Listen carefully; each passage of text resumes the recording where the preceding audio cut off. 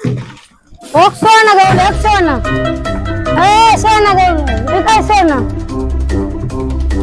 सोनं पडलं अगं इथं सोनं अगं तुमचंच आहे वाटतं बनवते